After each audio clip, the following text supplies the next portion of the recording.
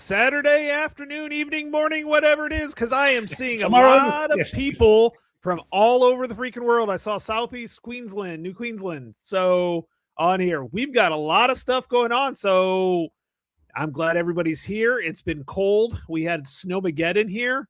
Yeah. Oh, so yeah. Ice. It's What's been that? Yep, it's been crazy. So Ruff, how's it going? I know you've actually got better weather than we do. So Well, it's been a bit like that. We've had a couple of sunny days. I'm getting fed up with the rain, but last couple of days have been bright, and it makes you feel better as well. Waking up and it's dark and overcast and everything. All over the world, Yorkshire. That's all over the world. That's crazy that you all have better weather than over here. We don't see snow. If we get snow, that's it. The country. We had snow and ice. I was telling Tony before you came on in the green room that my car literally was stuck in the ice for like 2 days. I had to go take a hammer to break up the ice. Good grief. But it's great to see everybody here. So it's really good. Really yeah, good it is. To come along to this. What do we call it? The show that's all talk and no strategy. That about sums us up, I think.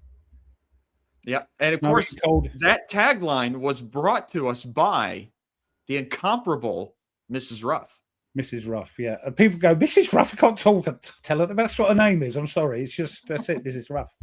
Now, my question is, do you introduce other people in real life as this is Mrs. Ruff?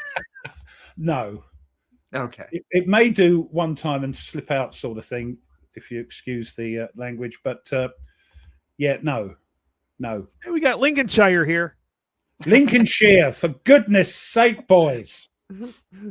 I apologize. Oh, man. Wow. Now that is cold right there. Wow. That's Finland. So yeah. That's where? Finland. That's Finland. Simo. That's Simo. Oh, yes, Simo, yeah. Oh, blimey. Oh, I don't want to hear it, Brian. I know it's not frigid in Tampa, although it's colder than what they get down to 40 and it's freezing down there.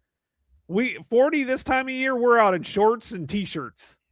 Now, I will say it was before the storm hit, it was hilarious to go to the grocery store and just see aisle after aisle of just nearly empty shelves. Just the pure panic. Oh, we got to have everything. Make sure you put Replay Family in the comments. Don't work too hard. The algorithm out. Yeah. Oh, freezing in Cyprus, only 66 degrees. Oh, my goodness. I'd love to have 66 degrees right now. Viper Dave's in here. Hey, Viper Dave. Wow, we've got some new people coming in, and I appreciate that. It's great. Oh, sunny California. Frigid 62, Mike. I'm trying to catch up with you. Yeah, I'm trying to keep up. Oh, my goodness. Ken says it's 15 degrees warmer today at -10. Ooh. Do you see this is what I've done? I've brought the British infatuation with the weather to the channel. Everybody, the first thing they say is, hiya, it's chilly here, or it's 53 degrees or whatever. It's great, because that's what we are, infatuated with the weather in Britain here, because we have such rubbish weather. I think I saw once, it was like a viral video on YouTube of like years of British BBC weather reports, and it was like a 10-hour-long video. It had like millions of views. yeah, because no other country does it like we do. Yeah, the one nice thing about having cold weather and being stuck in house is, I think this is what happened with Nate, because he started posting on the command post everything he was playing. Is we actually have more time. I actually started another campaign on Corsair Leader. Yeah. Which I already messed up one card, but that's okay. It was a secondary mission, so I'm just gonna scratch it like I didn't do it. So I misread something and somebody brought that up. I was like, you know what? That's an easy fix. I just will say I didn't do it. The shipping forecast next week. So Nate, tell me what have you been playing that you've posted? You've posted a lot of stuff. So what have you been playing? It's gone bonkers. I did. I went a little nuts. Yeah. I am curious though, while I share mine, everybody, I know somebody asked it before, but let us know what you've been playing. because I'd be curious after we get finished through ours to kind of go through yours to see what y'all have been playing and what's set up now for you all. But yeah, let's see if I can share what I've been playing. Let's see if I can get it to work. The highly professional nature of this show. Oh yeah. Oh, there we go. Oh, right. Okay. Yes. So I've been playing the mission, and I had that set up, and it is a fascinating game. Ben Madison, White Dog Games. It is about. I'm already sold on this one just because of that, by the way. But anyways. Well, yeah. Ben, yeah, can't go wrong with our Ben. Yeah, he does a great job of really putting a lot of history into his games. And solitaire game about the rise of Christianity from the crucifixion of Christ, or right after he dies and is resurrected and ascends to the Crusades. And so you start in Jerusalem with the apostles and everything.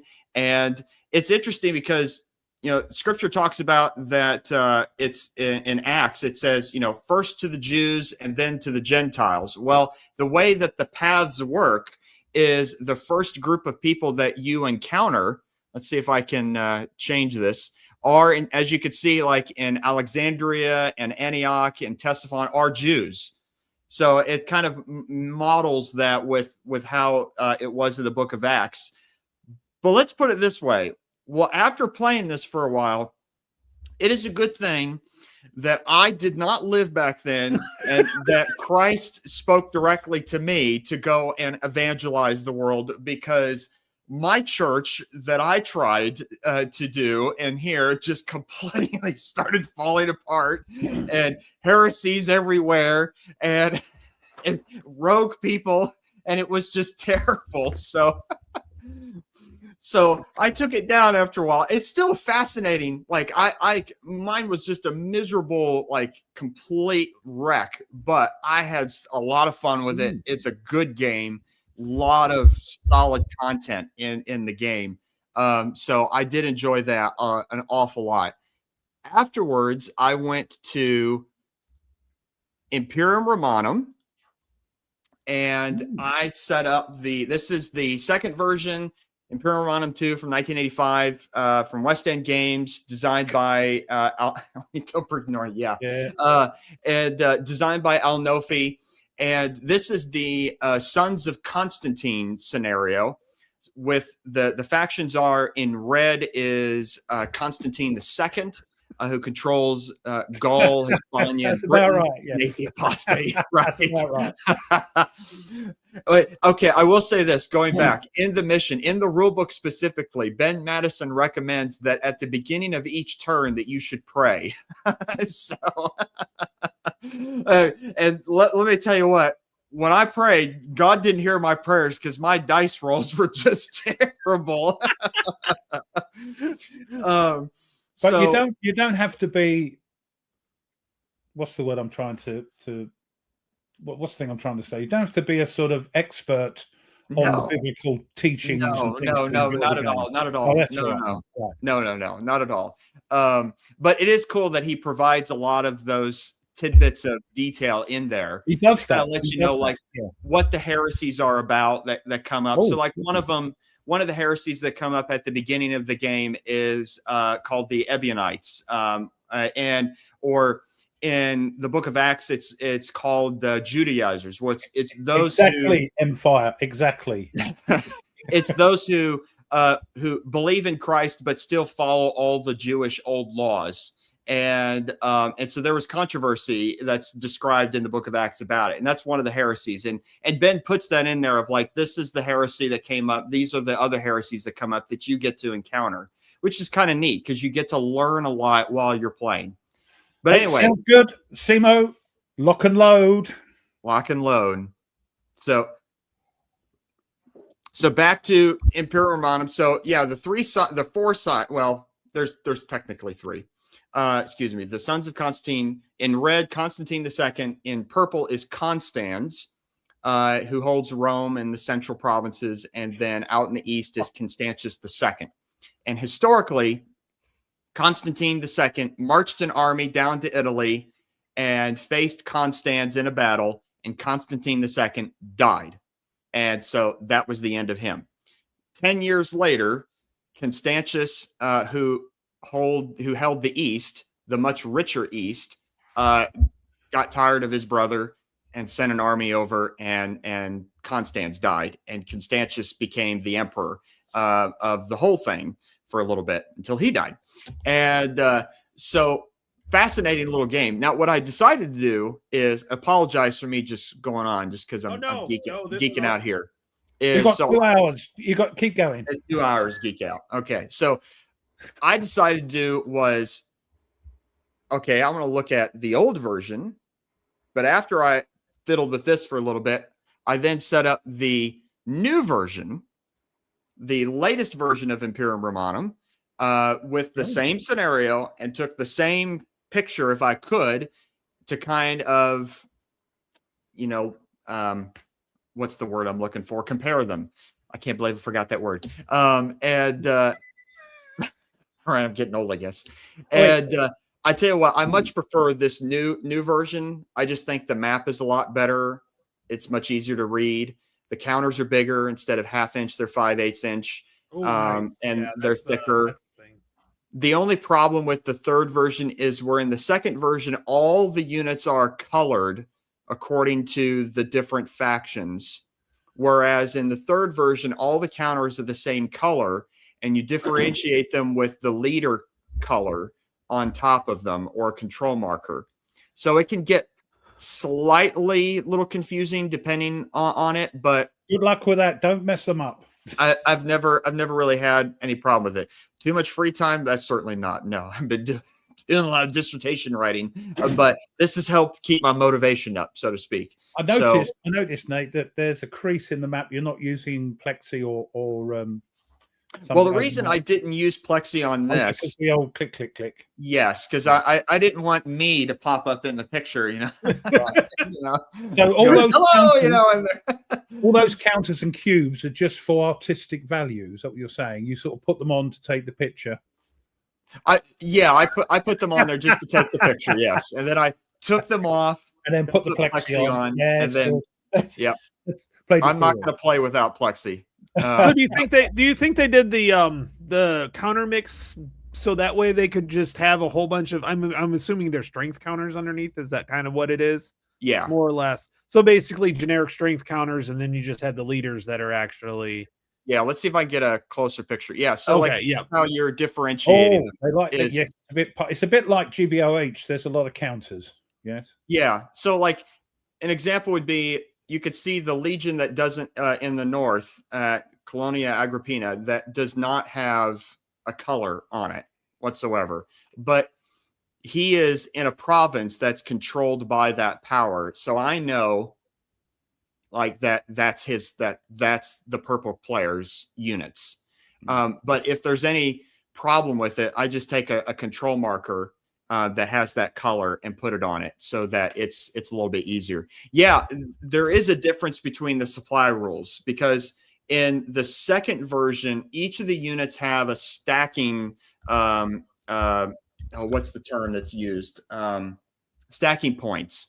And the stacking points then determine in terms of the hex, the forage value of the hex, of how many units can actually forage in that hex based on the amount of stacking points.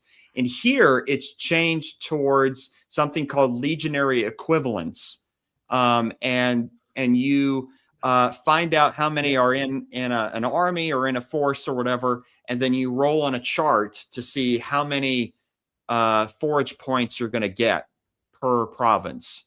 So I think the third version does it better than the second version. You can maintain a larger force as opposed to having multiple, little bitty stacks everywhere. There's a lot of videos on YouTube of people playing the second version. I think Callendale playing the second version, where there's just little stacks everywhere to keep them within the stacking limits of the forage supply limits. And it's I love just Callendale. He just plays the rule. He doesn't look for errata. He just plays Oh, the yeah. rules as they're written. He's like, if this is the way they gave it to Oh, me, yeah. I'm not going to print anything else off. Yeah. Or he plays it the way he just interprets it. Which Well, is, yeah, that's true. Good. I tell And, you what, there's a little bit of tweezer talk coming on. You think tweezer? No, these are tweezers. Wayne Hansen, I've got them as well. If you watched his Cardboard Commander thing, he was on the show there. Yeah, I've got them and all. Yeah, But yeah, I mean, it's the third version. I think is absolutely just fascinating. I've really enjoyed this. I mean, it's huge. It's 3 standard war game size maps that you put together, long ways, and so it is a big game. It took less than 4 days, Dragon, to sell out. You've got to just get in quick there. Sorry, but yeah. Oh, you bet I am. You bet I am. I'm waiting for that game. That and Thunderbolt. But anyway, that's enough of me geeking out on it. Okay, so I want to kind of go back to and I started this so I could put it up. So it's interesting. I'm seeing a couple different things. And what's interesting, and I agree with this. This is one of the hardest parts of GBOH, playing it live. Playing it on Vassal's not a big deal because there's not counters. But trying to figure out, I think Stuka Joe came up with some other things to kind of help you know which counter it is, where its strength points at. They're like these little round counters. But this is actually not a bad idea, and I know there's a lot of Civil War games that use this idea to track losses on particular regiments. Like stronger units have more boxes. So I thought this was a great idea. Yeah. But also I'm seeing things like he's got these colored counter frames he got on Etsy, and it helps tell the platoon. So you pick a color for the particular platoons, and then you put the counter in it so you know what platoon it's part of. So you don't have to look on the counter. And I think it's interesting because I kind of find that organizing the hobby is a hobby of itself. I mean, we've got flying colors is the same. Yeah. Oh yeah. Well, yeah, I'm sorry, Ralph. They're probably red and green, but you know. You might as well call it Newt and Newt. You know, it's what color is that? Newt. Yeah, the only problem, you have to kind of like sand those tweezers down because they're so freaking sharp they'll scratch the plastic, or if you don't use plexi, they could scratch up the maps and things like that. Yeah, or they put these little rubber things on that you heat shrink onto the end of the tweezers. Oh yeah, that can do. Yeah, I was gonna say we have our buddy Nerd Workshop that creates all these neat files for storage and stuff like that. Heck, I even got on Etsy and bought some of the. If you watch my playthrough for what am I thinking?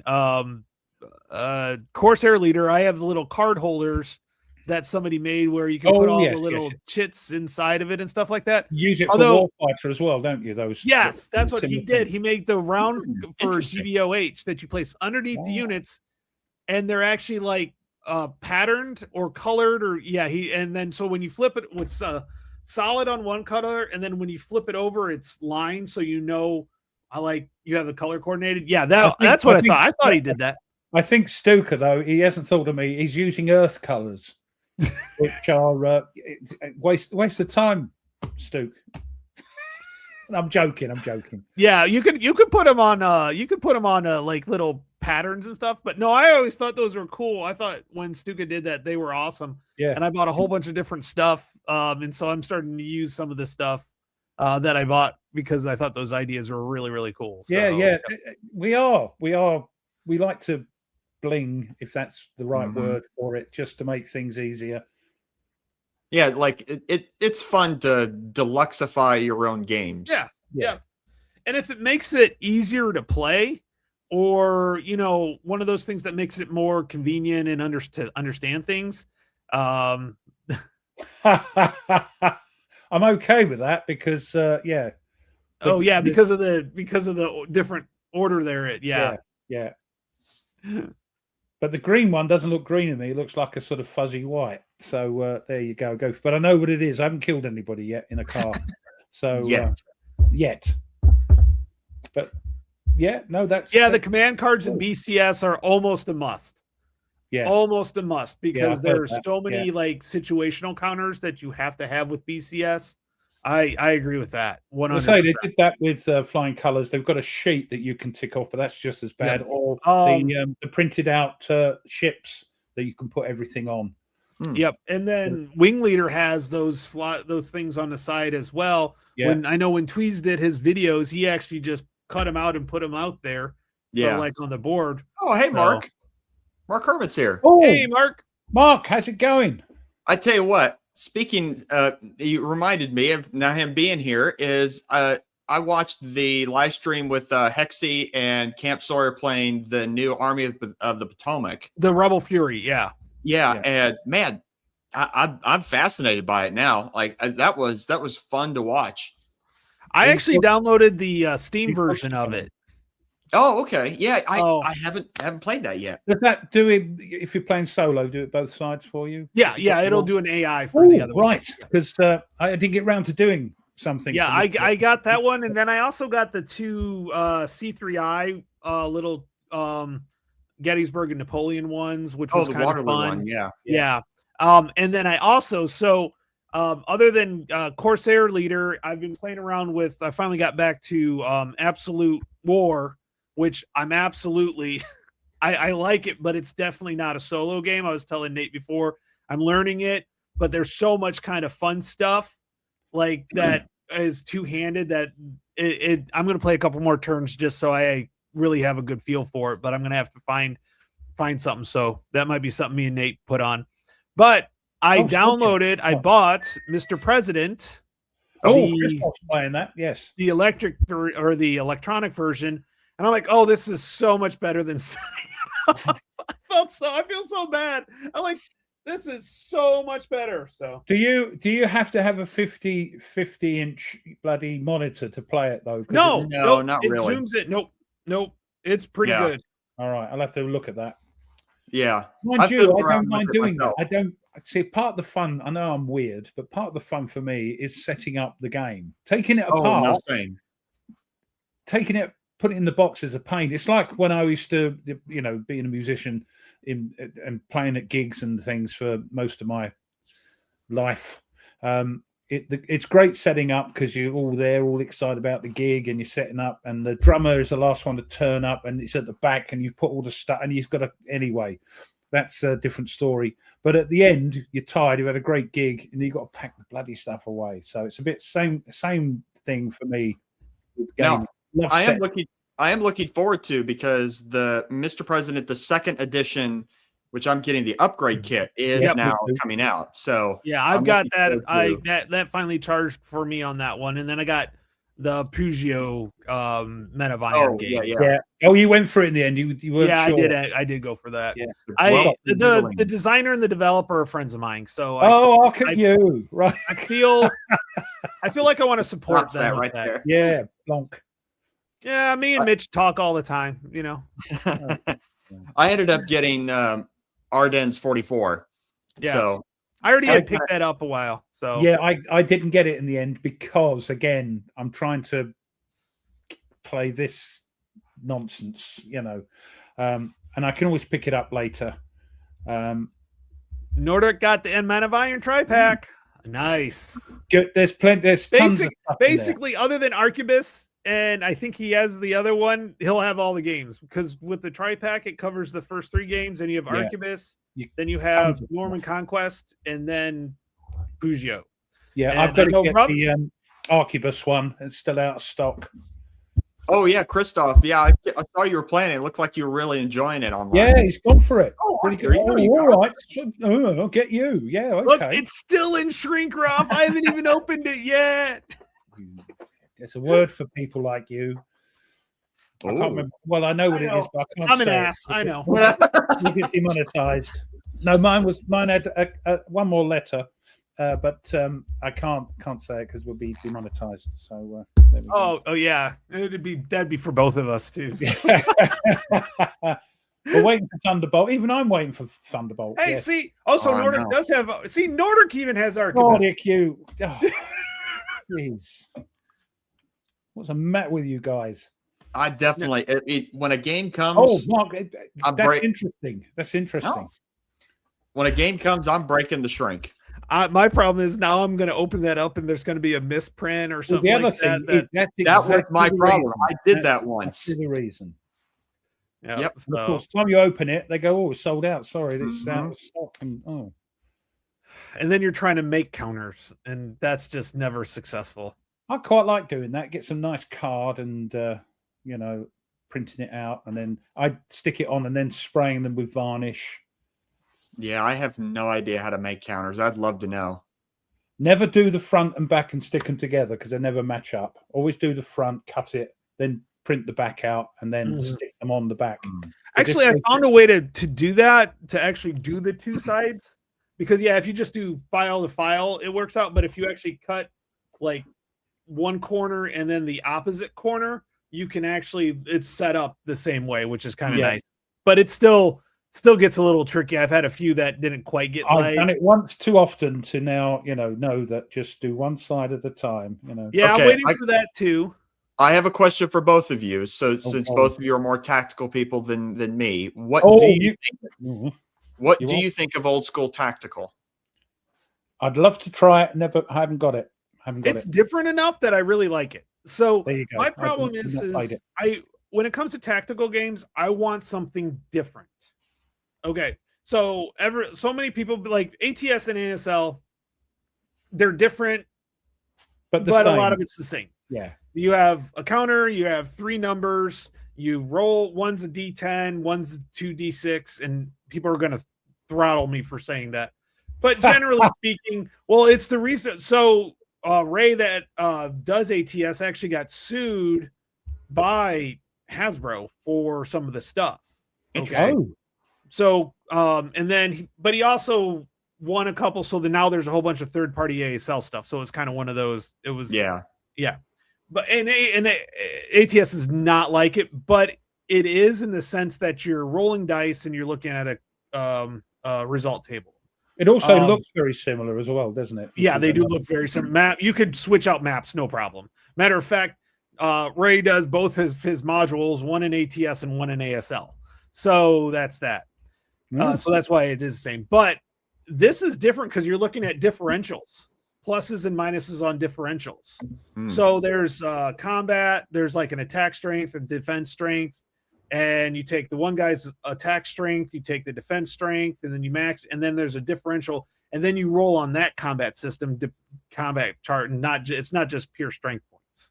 Okay. Also, what I like about it is like you get 2 activations you have a limited number of activations anyways, but you can activate a unit twice. So you can move them, and then if you're still, you can use activation points then to fire with them. So like all the other games, you just move or fire. This you can actually move and fire, or move. I think you can move twice. And I think you can definitely fire twice. Maybe you can only move once, but you get to activate them twice. Okay. So yeah. I really, the one thing that has me like that. Well, let's put it this way. Like the one thing that got me slightly interested in exploring Old School Tactical was just the way that the maps and the counters look, like the artwork. Like it looks cool to me. And even I saw VUCA has done the modern tactics now, which it's the same system in modern tactical stuff with Afghanistan. And that one looked really cool as well. So I don't know. I mean, I saw Mike, you mentioned this cat. He weighs a ton. This is the other cat we got, not the ginger one. This is Ziggy. Look at the size of him. Fat bugger. Mainly because in most games you can only activate them once, and so like if you actually do an operation op fire, they can't do anything else. They're done. The unit's done. So yeah, I know he's taking the Mickey out of it, but yeah.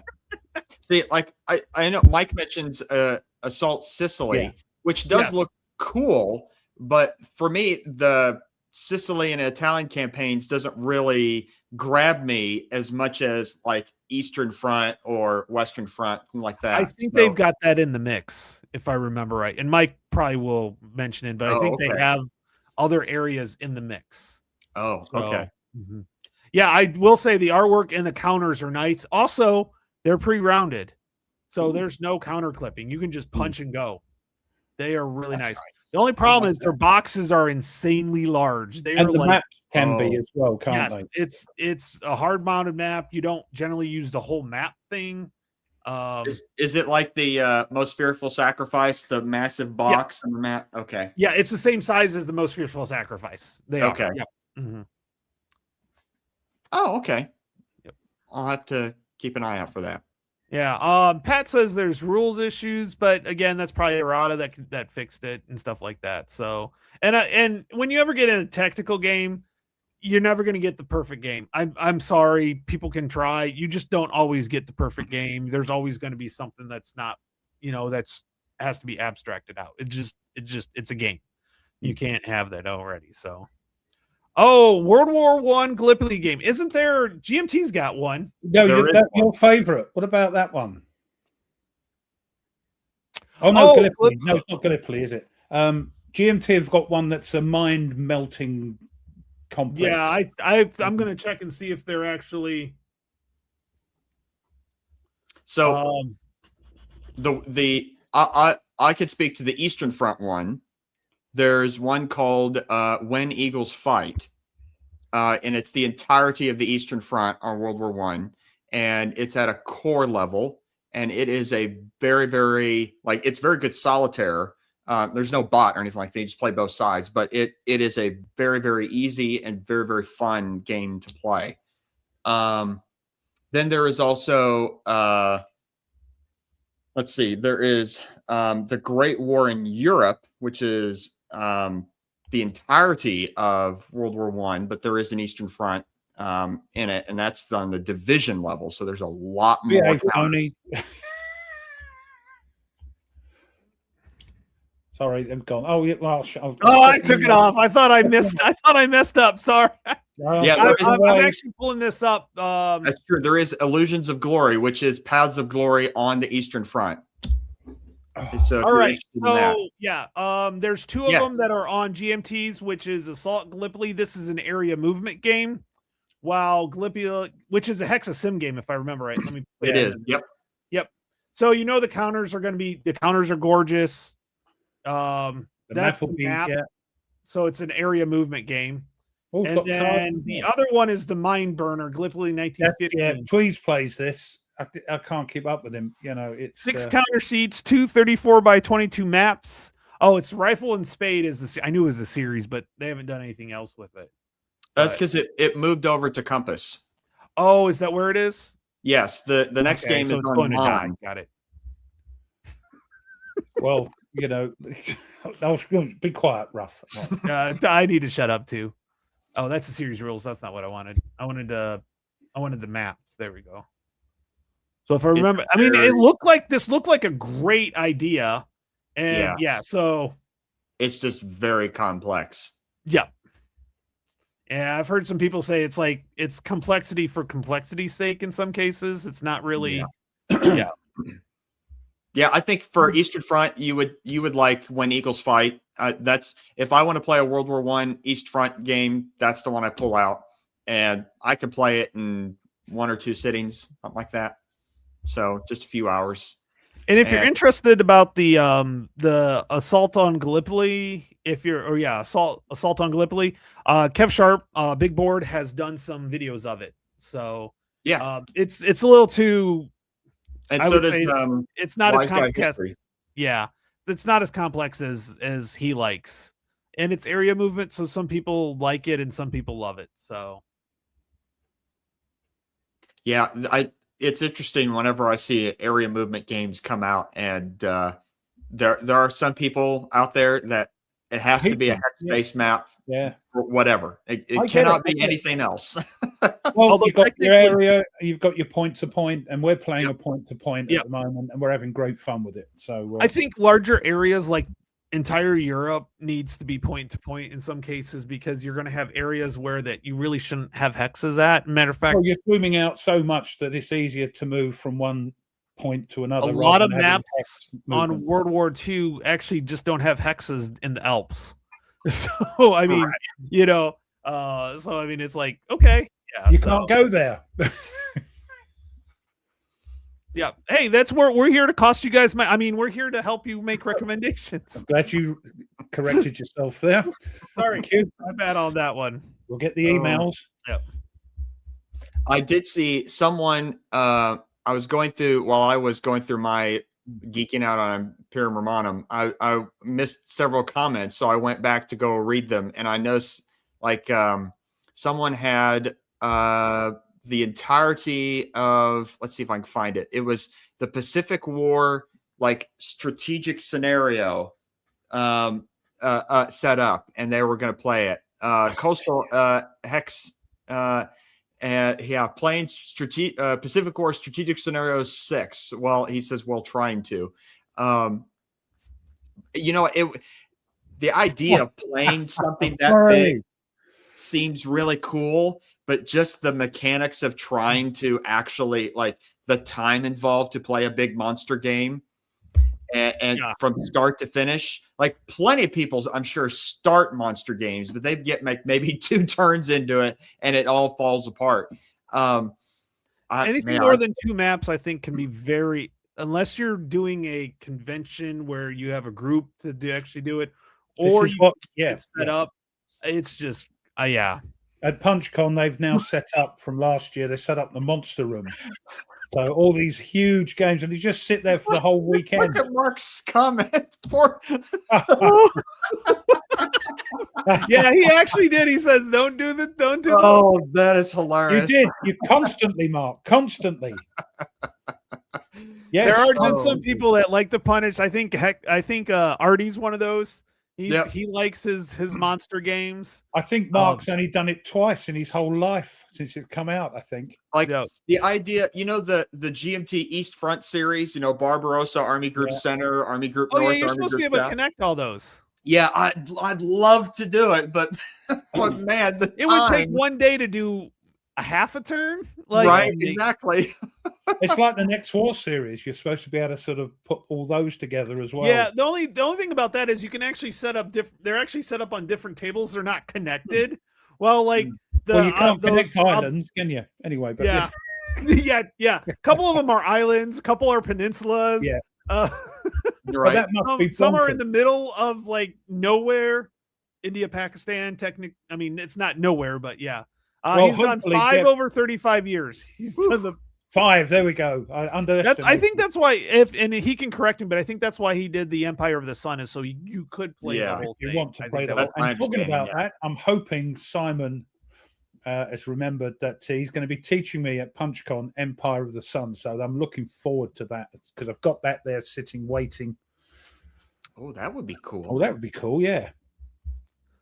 Again, it would be really cool. Again, you said it would be really cool, but I don't know how you can finish it. I mean, I have trouble focusing for 2 to 3 hours at one time. It's gotten better. I used to be like hour and a half, and I'm like trying to just really focus. Now I can do 2 to 3 hours. But man, I'll tell you what. Whew. Yeah, it's hard, isn't it? It's hard. I've always found it a problem to sit and concentrate for 2-3 hours. I have to stop. Playing for an hour and a half, I have to go, right, okay, let's have my mind, it's just me maybe, but I've always been like it.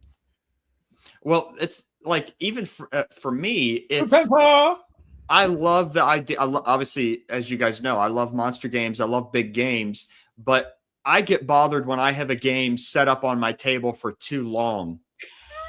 Okay. And it's sitting there and like, I could be doing it, other things, but I have seen this done. We had one of the conventions I went to, the monster one I go to, they did this. The problem was, the biggest issue is once two sides start a battle, everybody else can't do anything else. It's just like, and those battles are not short. They take, depending on the size of it, of course.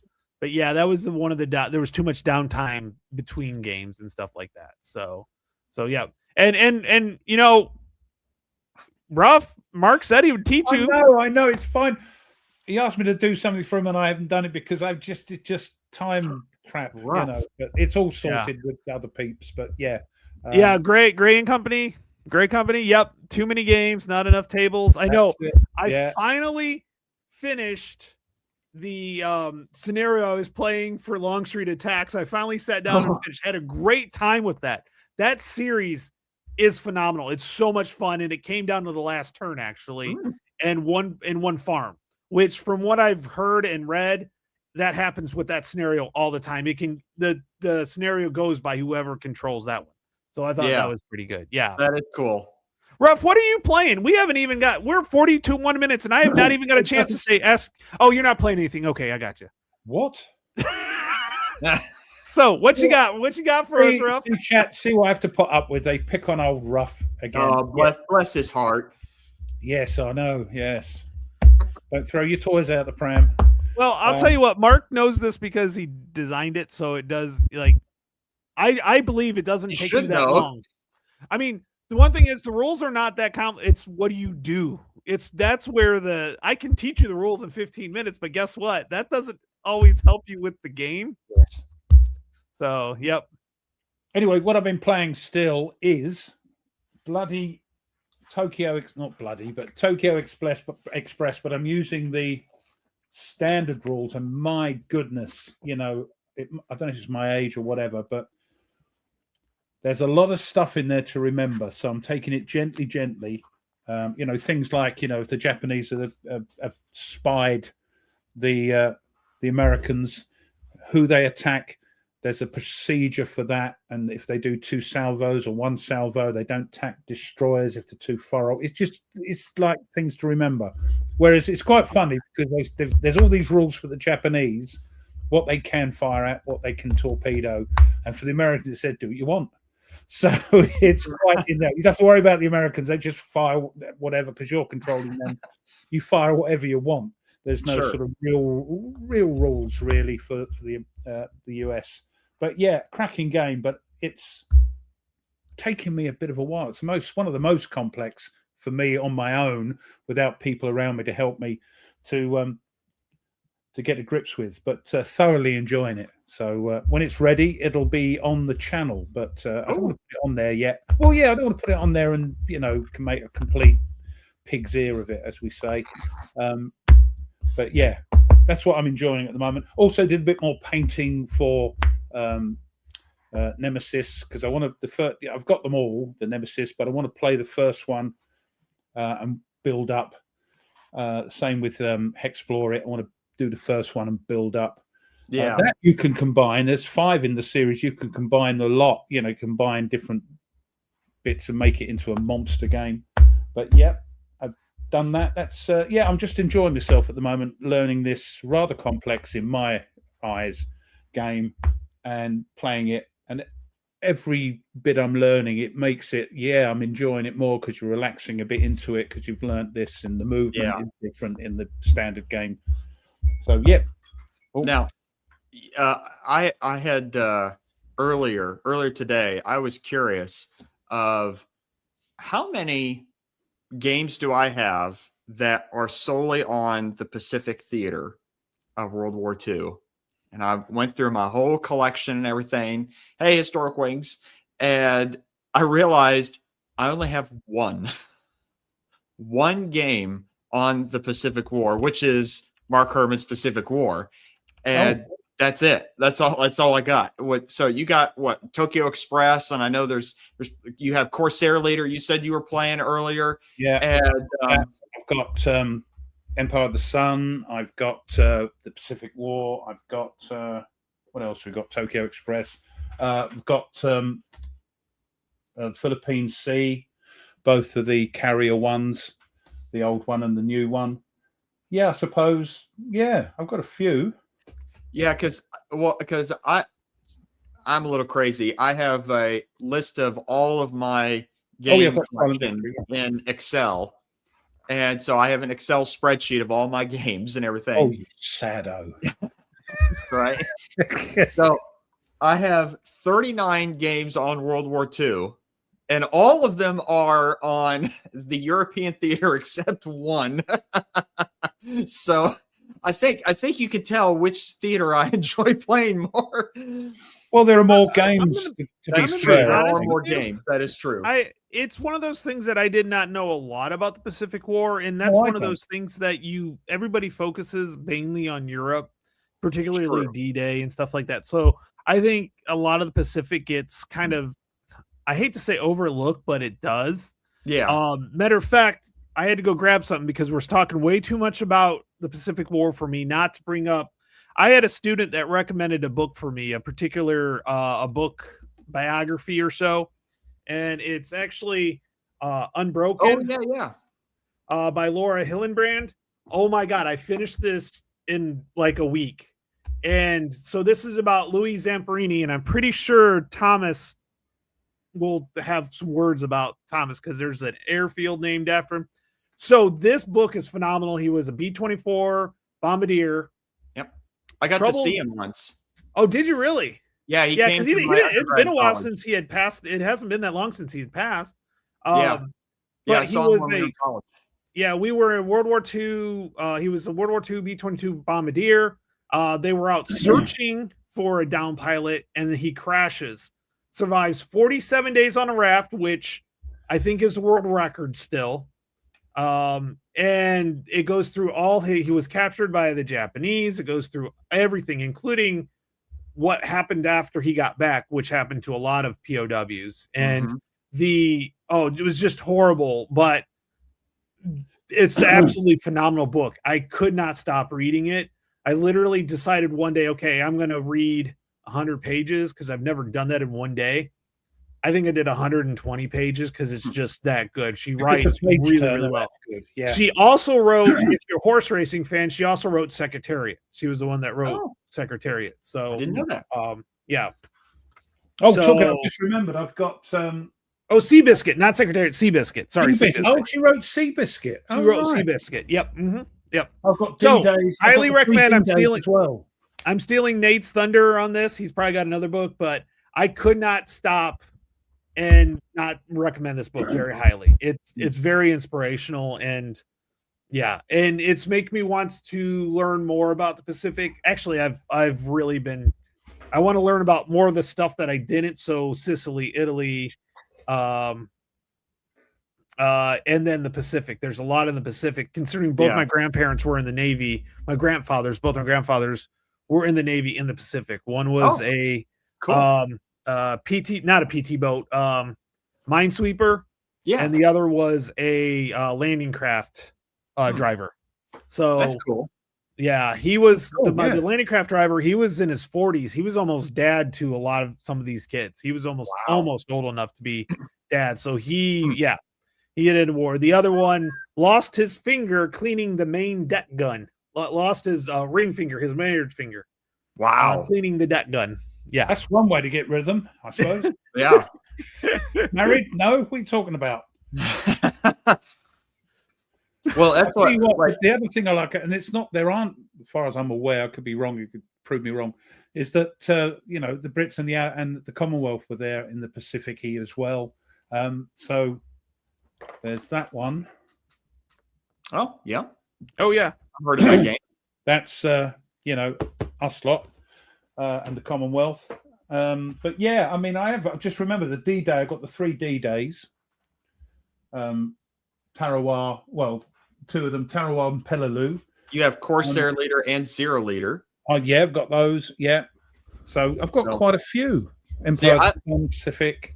I find the Pacific side of the World War II to be very fascinating, especially because I like naval stuff a lot. And I'm really interested in like carrier warfare. So that was one of the reasons why I picked up Pacific War, because it's more operational rather than just the big campaign of like Empire of the Sun. I wanted to actually send out planes and search and things like that. Carrier, the original and the Philippine Sea ones are operational, but it's solo. That's true. But they're solo. Solitaire, rather. Yeah. I'll need to look into those. Again, crunchy games. Yeah, I've got quite a few. Didn't realize. Which is on this side, I do have some, but I know I have some in the other room. But I'm just looking. Oh, look at you, Mr. Two-Room Tony. Yes. I've good. actually got another room that's got my Flat top. I've heard Flat top. I'd love to play it, but it's flat top. Yeah, I've heard so much about that game. double blind. That's the only problem. Mm-hmm. It's a convention game, or if you've got friends, unlike me, because I pay you two monthly to say you're associated with us. So Task Force is great. Yes, I've got that as well. But again, you have to heavily house rule it, and I started to do that because again, there's Christoph likes the Philippine Sea one. Yeah. Task Force. There's lots of hidden info. It's a blind. I still remember some of my favorite gaming experiences when I was a kid. I got the Microsoft Combat Flight Simulator 2, which was set in the Pacific Theater, and that was fun to play because you could take off from a carrier and then go fight and then come back and you could land on the carrier. And I always ended up cutting the engine right before I'd get on the carrier, and I just plop into the sea. Bloody computer. Probably Compass. Probably, yeah. They seem to be taking all those older games. Although I don't mind as long as they're done right. Yeah. Arnhem, disappointed. But you do at least you have the first 2 volumes of Combat, right? Yes. Yeah. You have a whole campaign to play. Because there's tons of stuff in it. Because you stepped away from it, and the original design. Are you gonna get any of the later ones like no Tunisia? No. I can't think of the because I've heard it so much from you guys. Tunisia. Thank you, Tunisia. No, and the Vietnam one. I don't think so because once bitten, twice shy, shall I say? Understand that. And and I'll look and find all the errata and bits to sort the scenarios out for Arnhem. But I've got Combat 1 and Combat 2, which is going to last me. Honestly, you don't need any more. No, you're quite right. I got Arnhem because of Arnhem, I will say, playing a double blind. I've never played a double blind game before, but playing something like Flat Top Double Blind seems like it would be very fun. Very fun to play with a group of people. Especially if I don't know how it works, but you might have different people looking after task forces and different guys and girls looking after the Japanese. Yeah. Yes, in my opinion. Yeah. And just do some research. And unfortunately, because you love the first Combat so much, Jerry bought it and it was like, oh yeah. I'm sorry. I'm sorry, Combat. Sorry, Jerry. Yeah. And it's just because he loved Combat. Just because I do too. I think it's a great solo game. Absolutely great solo game. And the first 2 are fantastic. And I bought it get it because it's Arnhem and it's I'm sorry, Jerry. Sorry. Oh, Koi, thank you. Oh, okay. Flat Top is 2-player, but refereed is yes. Double, you got to have somebody there. I think. Yeah. Maybe I need to. I mean, I've never been to a war game convention, so I probably need to go to one to just experience something, like that. Get a group and play it. But we'll have to figure that out. We'll have to figure that out. I'd love to meet someplace in the summertime. That's for sure. There's a little bit more open. You just got to get through your dissertation first. You got to become Dr. Nate. Yep. What we could do. And by the way, I do expect you to be that pompous ass that wants to be referred to doctor all the time. I'll change my little thing to Dr. Nate. Yes, you got to be Dr. Nate, board game bunker. As long as you don't start giving info and advice on how to sort out relationships and that. We've already got one. You've already got one of them, haven't you, called Dr. Phil? No, I'm sorry. Yeah, I mean I've got it. I'm going to sort it out because it's a lot of money, and I'm going to sort it out and play it. And it must be sorted out soon online somewhere. So. But it'll take me ages to get to it. The other thing that annoyed me as well, they don't fit in my counter clipper, the counters. Oh, yeah, that's right. You had to buy the They are thick. Yeah. You have to go by the chauffeur. Yeah, a lot of people go to school for 5 years. They're called doctors. Yeah. If Yes, anybody knows my the movie- handwriting's already unreadable. So that's why I never wrote on the board as a teacher, because none of my students could read it. Paul mentions he's played GCACW double blind. That seems Yes. pretty cool. I've done that once or twice. That is crazy because you just go someplace and you don't know what's going on. You could be on the other side of the map of everybody. It's great. But So you can't you could see the other people's counters? No, in this case, the way we did it was To- it was to- on to, through um, to Vassal. maps. Yeah, it Oh, was on right. Vassal. So one guy did all the maneuvers. So you basically told them, he gave you a Ah. screenshot of just your area with nothing else. And then you got to say kind of which way you wanted to go. So yeah. that seemed like, so you could Sorry, actually Steve-O. experience. Who's he talking about? Who? Uh-huh. You could experience, then it seems like you could experience the real life Union and federal forces literally bumping into one another at Gettysburg. Oh, that seems really cool. Yeah, I didn't realize he did this until after I bought it. Honestly. No, and being my first Mr. S's game, it I didn't think anything of it, So he did the Rumor and War one, which was a Vietnam game that basically was just Hey, look, we mentioned American Civil War, and look who showed up. Hexy! Hey, Hexy. I tell you what, Hexy, Hexy, I was saying earlier when Mark joined, I really enjoyed the live stream of Cold Harbor. That was really, really cool. Definitely got me excited to play that game. This is one of the things I love about this community. Everybody knows, it's a bit incestuous. Everybody knows everybody. In a nice way, not in a, no, sorry, maybe that was the wrong word. But you know what I mean? Everybody knows everybody. Even the people who aren't YouTubers know everybody. I know all the YouTubers, and we all interact, and it's great. It's fantastic. And designers, and it is a great community. It really is. It really is. A couple of glasses of wine, and I love everybody, and there's nothing you can do about it. No, I don't think that's the wine speaking. I think that's just you, Ruff. Yeah, that's From the heart. It's from the heart. Yeah. Mhm. Bless my heart. Oh, no, I can't insult no, myself. no. Nope, I'm sorry. I gotta hide this. No, not that one. Sorry.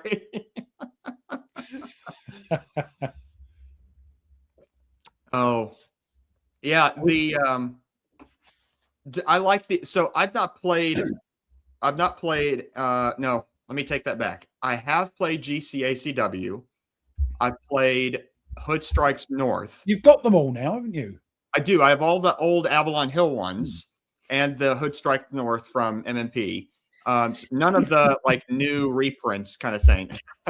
And but that would be, I know some people that play GCACW. That would be fun to play a refereed. But you'd have to have two maps, wouldn't you?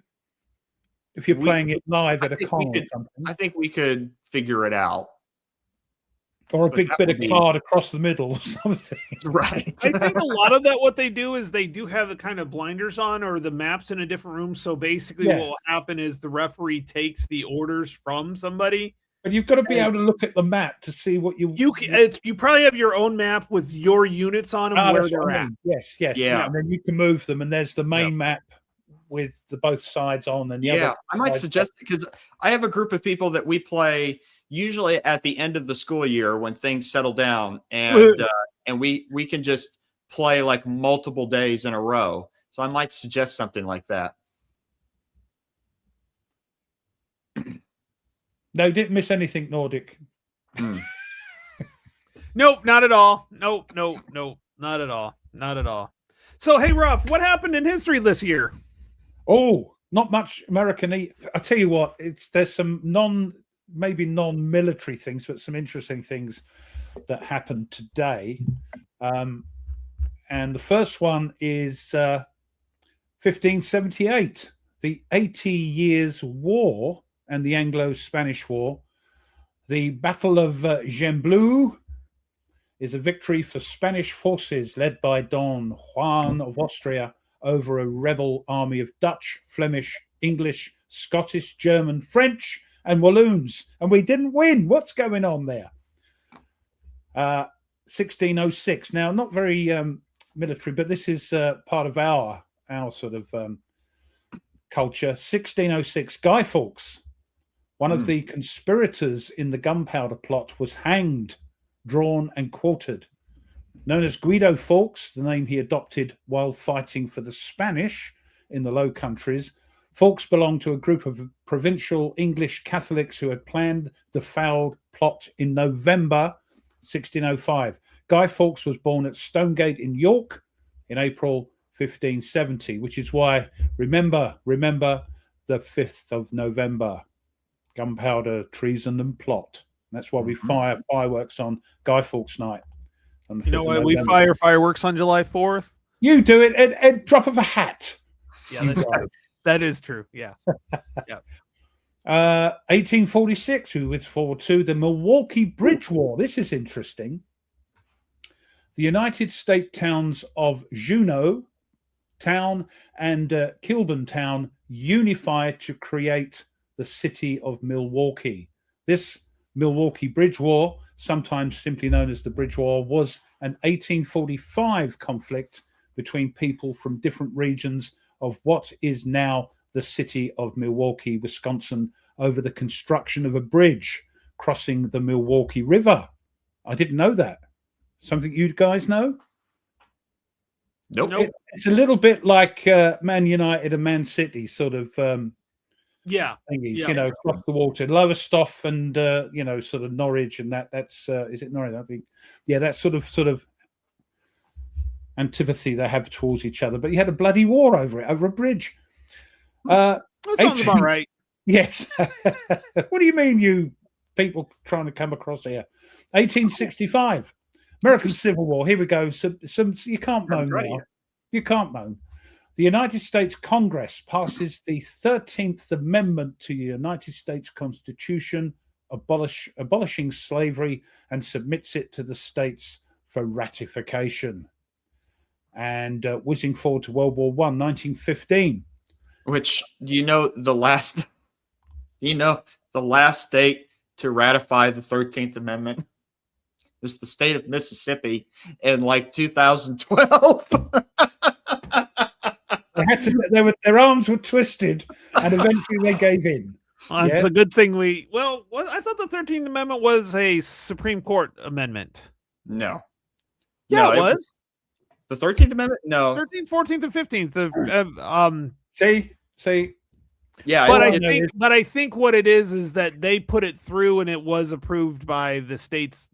It was approved by the northern states before they allowed the Confederate states to come back in, because they knew the Confederate states wouldn't approve it. So, if I remember right, yeah, I'm trying to remember that. Oh, that's okay.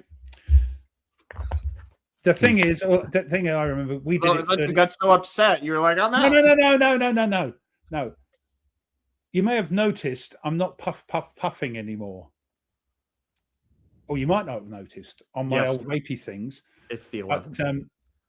I'm sticking stuff under my gum now to get that hit that I need, some nicotine pouches. So that's why you don't want to see me trying to stick something under my... Anyway. The only thing is about your 13th Amendment, blah, blah, blah. We did it 30 years earlier. So moving on. Yes, you did. I'm yes, 100%. You were right. 1915.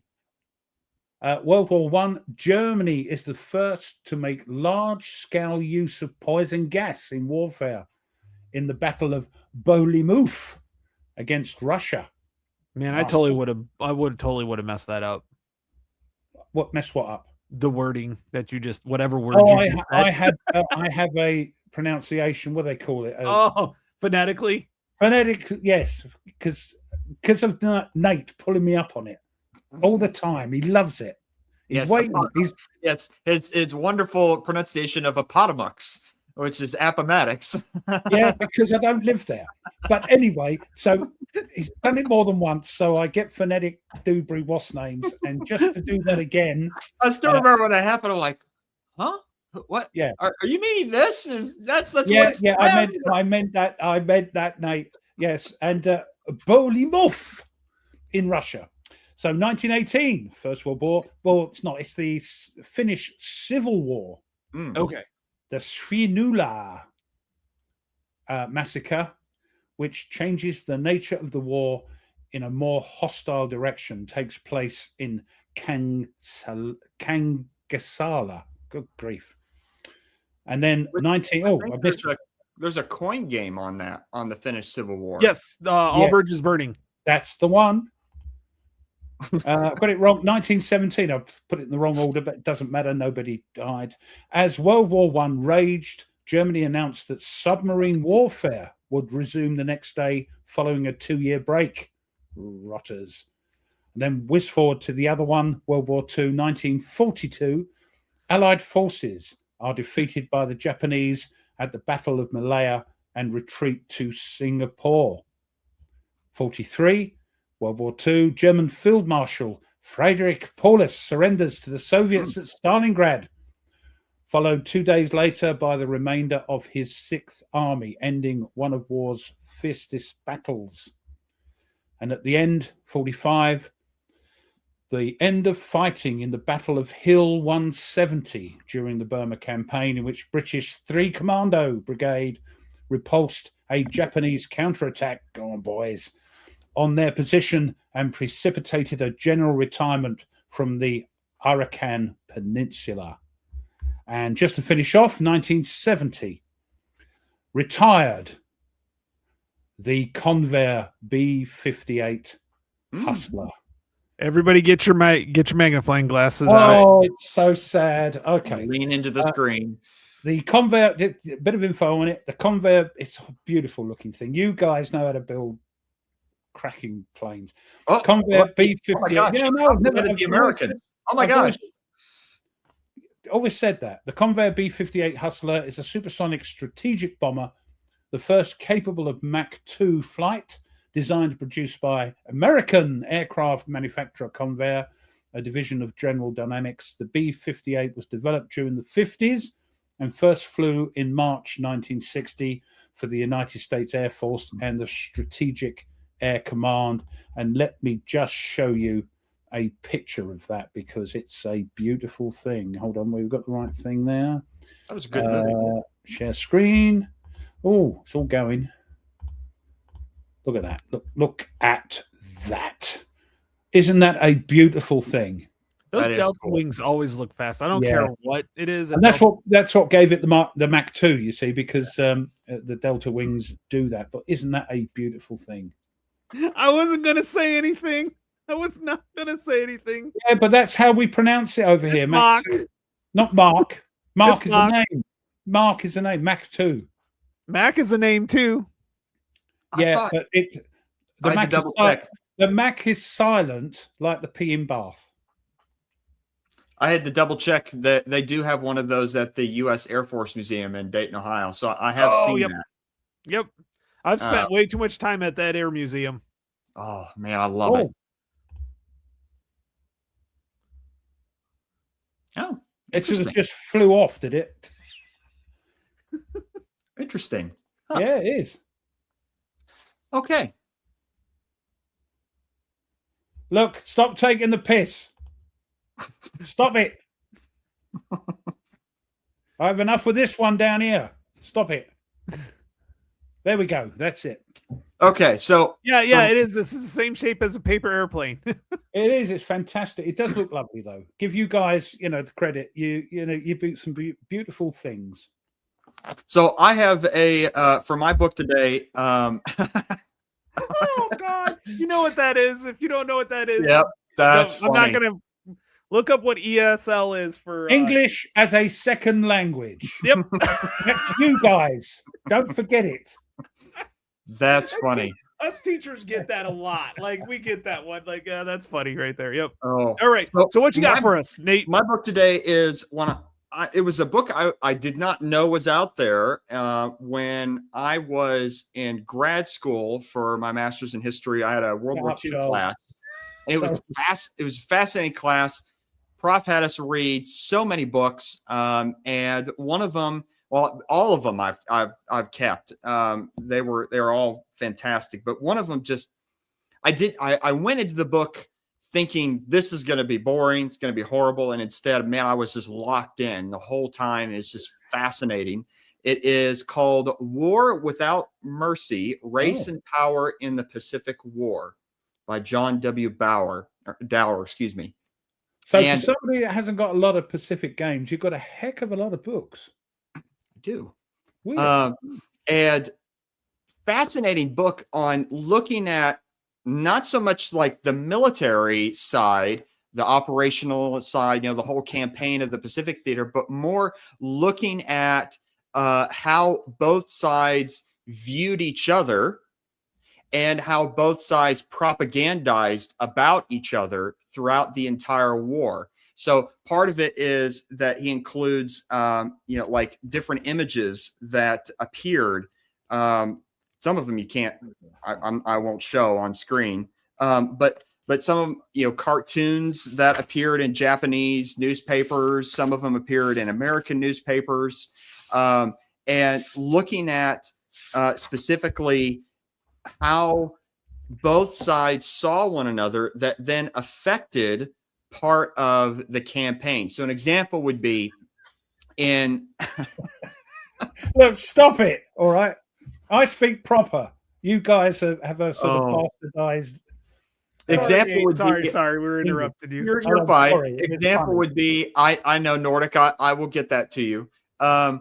The example would be of how both sides saw one another and how it affected the campaign is like, for instance, in Saipan, where when the Americans were on Saipan, the Japanese had convinced the civilians that were on Saipan that the Americans were going to murder them all, they were going to rape them all and everything, and that the only thing that they could do basically is to either commit suicide or to just attack the Americans wherever they were at.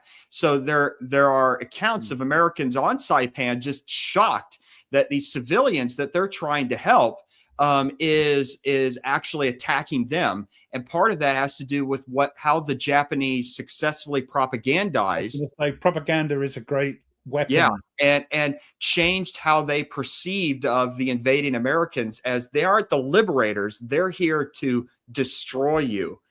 So it's fascinating going through each of these. Part of the problem, though, that he actually encounters is that a ton of Japanese records are just gone. Mm-hmm. They burnt them after the war. Mm-hmm. And so it took a lot of effort to go through and find what he did. So yeah. Oh, that's cool, Mark. 1,200 pages. Wow. That is cool. I'll have to check that out. Also, I think was it Saipan where they literally watched the civilians jump off the end of the island? Was that where it was when they realized it was one of those islands? I can't remember which one it was, but the Navy. Are you thinking of Iwo Jima with Mount Suribachi at one end of the island? Might have been Iwo Jima, but it was one of those ones that Cold basically was like, this is not. It was Okinawa. Yeah. They literally could not do anything, and babies, moms, civilians were absolutely they were just committing suicide because they were so scared of us. Matter of fact, I was reading. I just finished the Ian Toll Pacific trilogy. Oh yeah. And they were talking about how they were like the civilians were so scared, but then all of a sudden, like even the POWs, and matter of fact. They talk about it in this book that even the POWs at the end of the war, when they were being airdropped, the prisoners were being airdropped food. They were giving it to the civilians, and the civilians they literally went and hid when it was announced that the war was over, and they finally started coming back, and they're like, well, these guys aren't hurting us. Like they were so believed that they were going to all just go away. Yeah. And so if you're looking for, and I will say, if you're looking for a good book on Saipan, because the invasion of Saipan takes place around the same time as D-Day in Normandy. So it's kind of interesting to compare both of them. This book, D-Day in the Pacific by Harold Goldberg, is about the Battle of Saipan. that it's going on at the same time. And you kind of see this comparison between that, whereas in Normandy, a lot of the French Normans there loved and still do love the Americans and love the British for coming to liberate them, and they knew that they wanted to be liberated. Whereas out in the Pacific, the Japanese had done such an incredible job of propagandizing that completely different experience. But that's evil is evil is evil, isn't it? Be it the Soviets, be it Japanese, even the Allies. It's war is hell. Who said that? Somebody said it. Oh, I did. Right, Grant. I think wasn't it Grant? Yeah, it's a famous thing, isn't it? War is hell. Yeah. But as with most things, it's probably been bastardized from what it originally was. More is quite fun if you win. I think that's how it was. Yeah, but all right. World War II is my thing as well. Nordic is my main thing is World War II as well. That's right. I'd rather fight with cardboard and paper than anything else. Yeah, or bad dice. Or bad dice, yes. All right. So one of the things that I know a lot of us are solo players, and I kind of wanted to point this out because even the coin games have all the solo bots, but they actually have apps to help out with the solo that actually runs the bots. And these are just a few of them for the coin games. So you have, I'm going to mispronounce this, and this one for China War, there's one for Fire in the Lake, one for Gandhi, and one for Red Dust Rebel. I'm not even going to try it because I know I will get lambasted for it. So it's only me that gets lambasted for it. It's probably Shandy, or Shandy, one of the two. Oh, that was what's his name? The guy with the big nose sang it. Oh, Shandy, you came. Oh my God! It's not. Oh, Sandy. It's not Barry Manilow. Barry Manilow. Yes. God, I regret. But it's one of those things that they implement the flow charts and everything, so it really does help. And there's a lot of them, but I think that's really nice because sometimes playing the solo bots themselves are sometimes harder than actually playing the game. It's lots of flow charts and things, isn't it? It is. And they're not too bad, but this just takes care of that and takes that out of your hand. So we were talking about, I was kind of talking about how to make the hobby of making your hobby more easier to do. And this is just one of those things that makes it easier. Just saying, if I could nip in there quick, this is quite a new thing for war games. In the board games that I play, the sort of Ameritrash things, these apps, like for Hexplore there's apps for that and other games. It's been around. We've just cottoned on, and it's great. It's great that they're doing that. The nice thing is the Ameritrash and Euro games have failed at it miserably and learned how to fix it. Yeah. So we're getting actually the really good stuff. Yeah, so we're benefiting from that thing. Yeah, it's good. It's cool. So it looks like there's some other stuff coming up, which will be interesting. A quit playing but not serious, not Junta. Game about historical coups, revolution, and the tensions around regime change. A new coin multi-pack.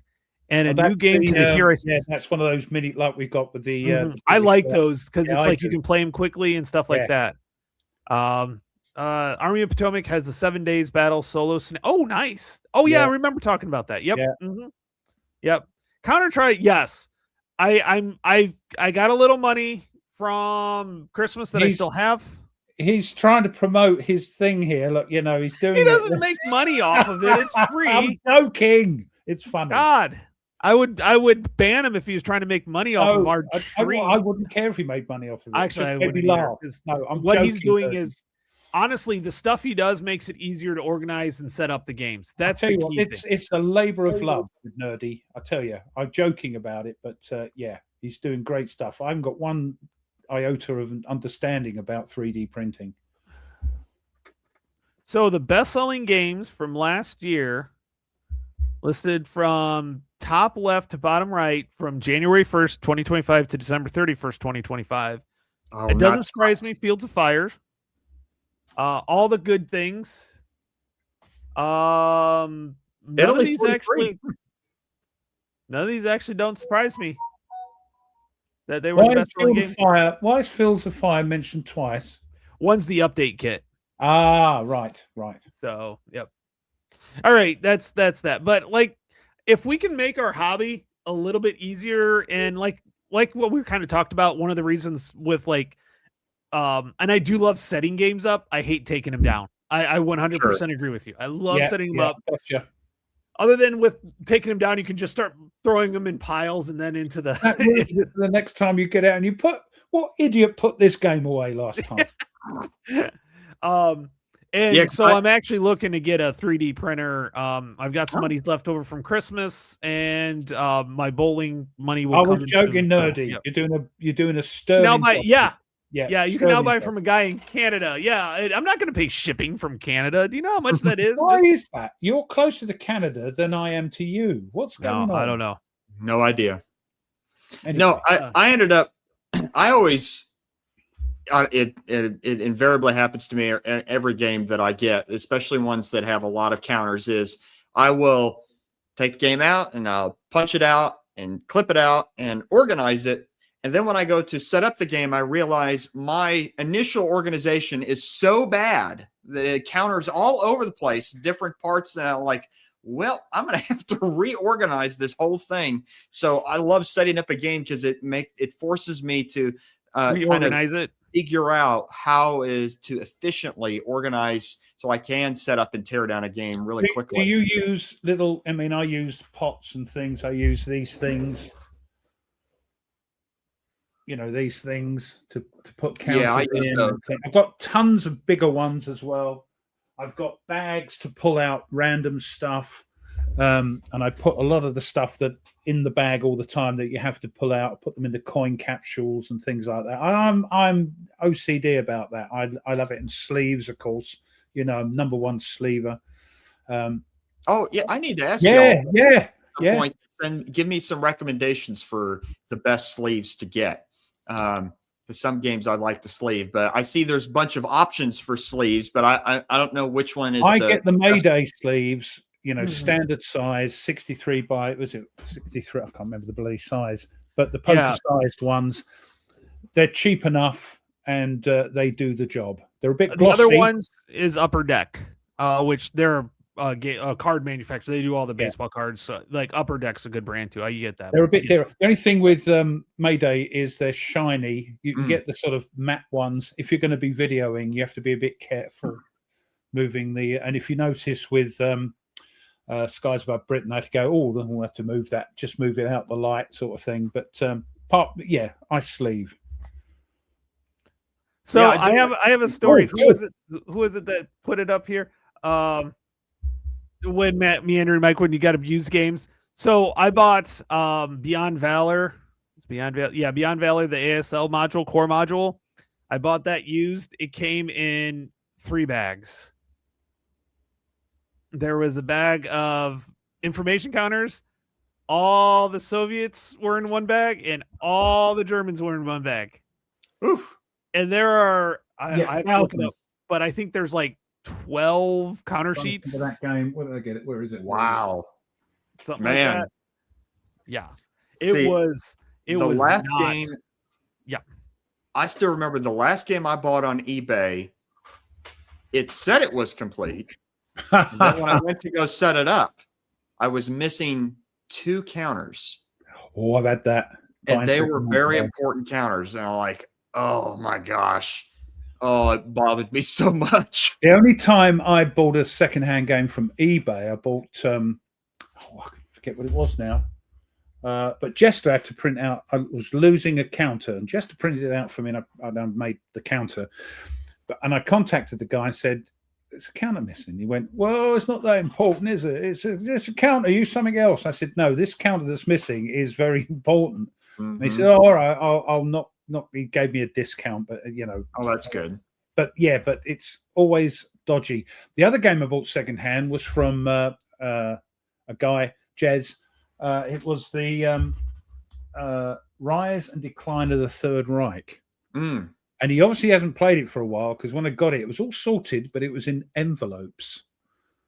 That's how Wow. We put it into envelopes.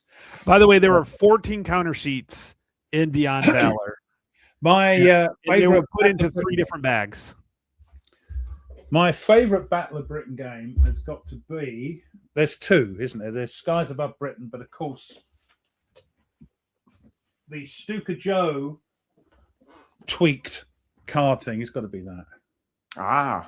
Yeah, that's a good one. It's just you can play as the you can play as the Brits, you can play as the Germans, you can play 2-player if you want to. Yes, and you can also. That's pretty expensive though. I think It it's is. That's the problem. $140. That's the problem. I got this as a Christmas present, so that's Nice. That was a few years ago. But you can incorporate this with Skies Above Britain. Mm-hmm. And Mike Berticelli has done that. The madman. The boats above Britain.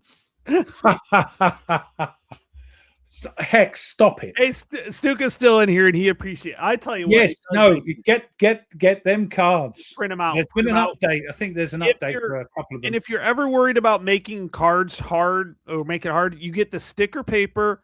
Go buy a cheap deck of 52 cards, and then just put the stickers on. It's that easy.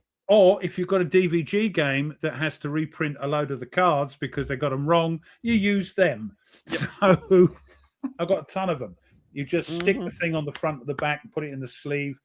You're sorted. Yeah, but Stuka, those cards are a godsend. You know. Don't buy Ruff's first edition Field to Fire then. No, don't buy that because it's like stop signs. I'm sorry.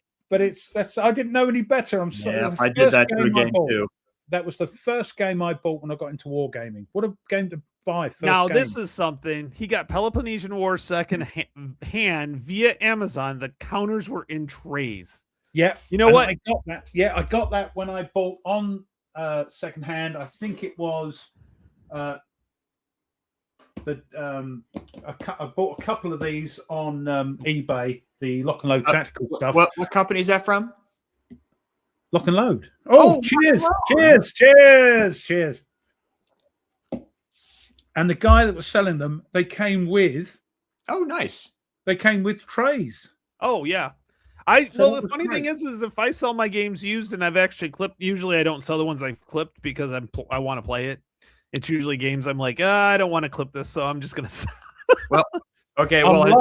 Historic Wings. Wolfpack is a little different. Get that, you'll enjoy it immensely. Yeah, because as I mentioned once, the last time I played Wolfpack, I wasn't along for a ride. More like I kept going down and down and down as the bombs kept going off and on, and my sub continues to fall apart. And eventually, it just collapses. And but having said that, I thoroughly enjoy the stuff on rails. Roll from tables. Sometimes it's nice because you're just following along. You don't actually have to think. True. But you make the story up in your head with those. You're rolling on tables, like the Hunters and Beneath the Silent Victory. Historic Wings was talking about Zeppelin, the Greg Smith Zeppelin game. Yeah, that's another one. Again, I assume it's on rails, but you make the story up in your head. There are some choices in that. There are more choices than that in like the Oh, sorry. With that one, so the Hunters and the Hunted. Yeah. There's more choices than that. Because it's like you have to do the ballast up and down and things like that. So yeah, yep. Bye, Mark. Oh, he's got a HisCon wrap-up session to go. Yeah. Oh, don't swear. Great to see you, Mark. Yeah, I really like the Cube for Me trays. I tend to try to get them if I can, but they are expensive to come across the ocean. Yeah, but the thing is about that swiping through. Oh my goodness! Hold on. The problem, the thing I like about these on rail is throwing the dice because you can swear at the dice. You can't really swear at the swipey thing. So that's what I like. You are interacting with the game, even though it's on a very low level. See, my feeling is, I think, a little bit opposite of yours. Generally speaking, there are exceptions, but generally speaking, if a game has less dice rolls in it, I enjoy it more. No, I'm a dice chucker. That's why I like. It depends on the game. That's right. Yeah, it really does depend on the game. I get both of the sides. Sometimes, yeah, it's like I like to roll the dice to see what happens and give her a go on that one. And then sometimes when I'm like, man, I set this up perfectly and the dice screwed me, then I'm like, yeah, can I flip a card instead? Because I can flip cards better than I can roll dice. You are a flipper. You are a flipper. Yeah. Mm-hmm. But that's what I want sometimes. Yep. Sometimes I just want to set the game up, not think about it, roll the dice, see what it says. It tells me how to haggle. You know what we should do? We should get Hexy on board and get Mike and do a Tank Duel live stream because Hex wants to do that. That would be fun. That would be fun. They're good fun, Hexy. They're great fun because they're just it's great. They're easy to play. Great. Well, fun. We need to get Hexy into Ruff, your and I's favorite game. Oh no, he won't touch a boat. He won't. He won't touch Atlantic Chase. He won't touch a boat or a plane. Mm-hmm. See, but then you have Pacific Chase coming out with boats and planes. Yeah, he won't. That will be like the Antichrist. Oh no, he'll go. Oh no. He's boots on the ground man, and tanks and artillery and things. That's fair enough. And American Civil War, whatever he's into. Oh, okay. I thought she bought it for herself. Oh, I was like, I thought she would have bought it. Okay, woo. That would have been really nice. Every once in a while, I see these posts where like the wife is actually playing like not a simple what we would consider like a simple or kind of like a fun, like lighter war game. It's actually like a heavier war game, and I'm like, wow. I get you, Hexy. And one day we're going to have a pint together. I'm going to come over there, come across the pond, and hey, Mike's on board. Here we go.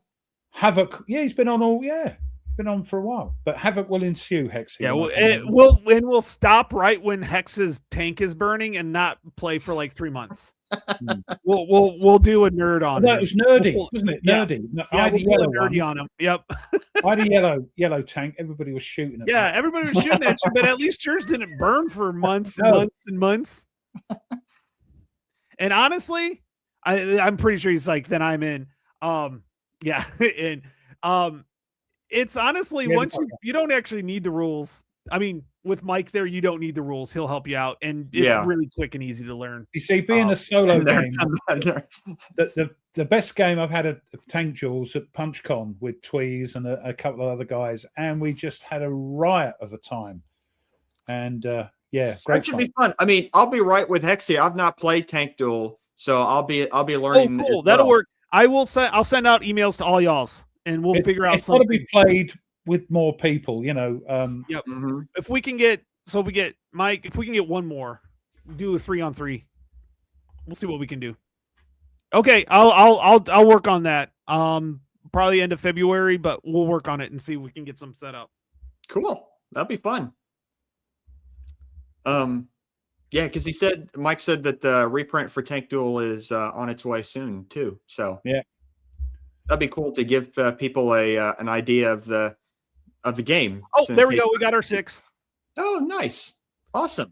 He wants to get his revenge for us. Us leaving him up there. Do better this time.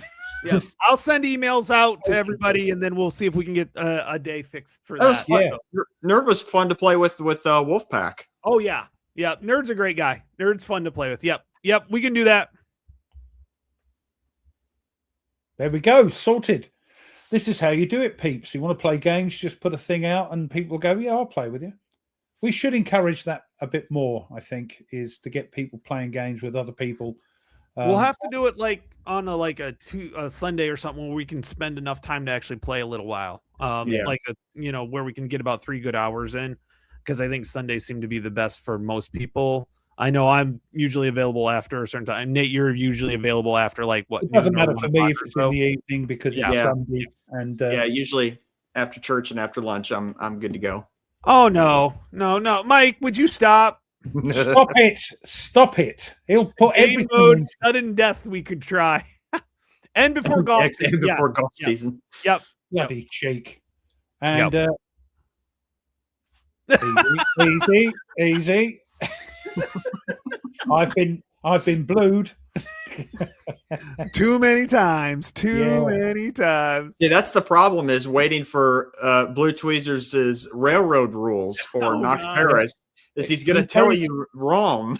He's very busy thespianing. Ah. Yeah. I have a new game mode, sudden death. Oh, that'd be funny. Yeah. Basically, you just shoot each other, and last man standing, I'm assuming, is kind of the mode, which would kind of be fun. So like World of Tanks almost. Yeah.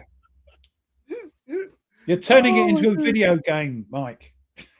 Yeah, it's definitely one of those. Like, grab a couple of beers, grab some pretzels or whatever you snack on, and just have some fun. Yeah, it's a great. This was Hey, late in the evening after the main gaming had finished. And, I am not dressed as Blue Penguin. This is my Alexander Hamilton replica. He's dressed hoodie. as one of the greatest Americans. What's his name? The one that came over to our side. No, not Benedict Arnold.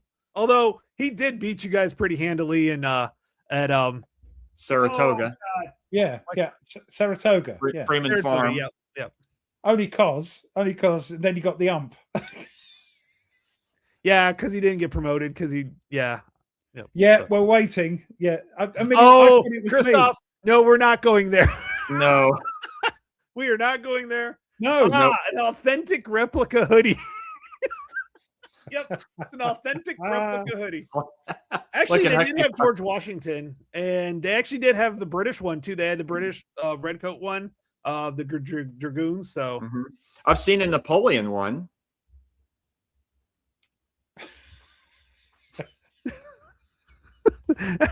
What that's what we're gonna say. We've got your penguin coat on. And I'm the opposite. I have Alexander the Great. Oh, yep. Yeah. And I'm wearing a jumper.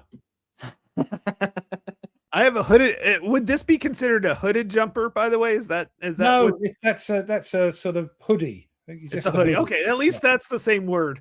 So that it is a word used over there. So, I forgot what I was going to ask. I don't. But look, here's a question. Away from the table. Yeah, it's usually on a separate table. Separate table is the thing, because I'm as clumsy as fairly clumsy. Anytime I'm at a convention and somebody gets too close to my game with a drink, I get a little. Yeah, even I try to hold it because the people I game around are very, very good and don't usually generally have any issues. Yeah, but towards the end of the night, when the libations have been flowing, I get a little more nervous. Yeah, even at PunchCon, the games I've played, if they have a drink, they put it on another table at the back or something. So yeah, I think it's manners or just common courtesy. Something you do. I mean, I'm a very cleanly person. I'm very, very that way. And I don't mind people eating Cheezos or what do they call them? Those Cheetos, Cheez-Its. Oh, yeah. They're fine because I quite like my game to be sort of glistened in a sort of golden. Oh gosh, man! No, thank you. Lexi. Yeah. There we go. Having sticky fingers help pick up the small cup. Oh my of course, yes. You just go like that when you pick it up. No. I mean, I remember last You know year. what? That's where Vassal comes in. But I have a great group of friends that we play with, like I said, usually during the summer. And last summer we played War and Peace. And it's an American thing, Koi, American thing. We played during the morning, and then we had lunch. And I was made sure I asked everybody, please wash your hands after you eat before we go play. And because I don't want, and everybody understood. There was no problem with it. I'm like, I want this as clean as can be. If I'm playing on my own, a solo game, first thing I do is I know it's crazy. I wash my hands. You know, it's crazy.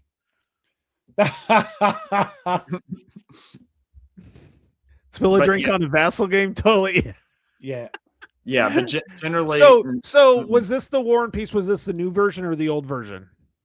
This was the old version, the 6th edition that we were playing. Okay, so it wasn't the because I used to have the old Avalon Hill. So yeah, it this wasn't one was the one small step version. okay, but not And got it. yeah, this was right before the 7th edition got published, and the 6th edition was going for crazy prices online. And I thought, I do not want this edition to get ruined just in case, you know. Sorry. Oh. Yeah, a meal in a game. Oh. Oh, Bumsy, come on. Yeah, honestly, the Plexi does help with that a little bit too. Plexi every time. Yeah. I know some people I see, especially on Kev, he'll draw on his Plexi. Yeah, I do that. When I'm calculating like odds and stuff, it helps. I did it on the Oh man, I can't wait to meet Hexy sometime. Yeah. I was just going to say I did that on Battles of the American Revolution. I put all the sort of CRTs and things like that. Just right, and people liked it. It was like, oh, that's a good idea. But I nicked it helps, especially if you're videoing it. It helps everybody see what you're actually talking about. I did it when I did the Mighty Endeavor. When I was calculating that the odds and stuff, because you have so many shifts and so many. Anyways. So how I was not able to watch, but I saw that you all had played recently. You went live. Are you still playing the Crisis of the Second? Yeah, yes. Yeah. Yep. You still enjoying it? Yeah, I'm really enjoying it. It's a long game, but it's good fun. It's a long game. It's going this way and that way, isn't it? It's going. Oh, I thought no. It's. I thought Ruff had me close to the ropes, and now he's had to back off, so it's giving me a chance to bloody vassal dice. That's all I can say. Well, that's he can't roll a 6 to save his life. But it's a good game. It's easy. It's That's what happened in real life. There were times where Frederick looked like it was over, and he was going to end it all himself, and then it swung the other way. Oh. Okay, so here we go. That's a good idea. This is some good ideas. If you don't want to write on your plexiglass, we have pad and paper and pencils handy. I always do that. I did do that once on the map. Only once. Post-its is really good, and then Hexy has 6 small. Yeah, that's a great idea because you can buy these little whiteboards. Yeah. Mm-hmm. Oh, those are nice. Yeah. Yeah. Yep. So the funny thing is I have all these whiteboards because my kids get them from the school at the end of the year. They don't like reuse them. They just give them to the kids. So I have a ton of them, and I'm like, that's a little bit more smarter than writing on my Plexi. Or if from time to time I actually don't use Plexi because if I'm recording it, I use it and then you have to adjust the lights and it's little whiteboard. You get there. Yeah. They're good. They're good. Oh, someone's asking for you guys to play Men of Iron. Oh yeah, I can easily. Do you know what our list is like? Really long. Like because I want to play stuff. You want to play stuff, and there's stuff we want to do together. There's Herman's Revolution inspired American Civil War game, Kernstown or something like that. I do like it when it's more. Yeah, see that one. We'll have to get. We said this the other week. Yeah. We have to get a GBOH thing with. Yeah, we do. It's been a while since we've done GBOH. Yeah. Yep. But Men of Iron. I have it. I have one GBOH, but I haven't learned it yet.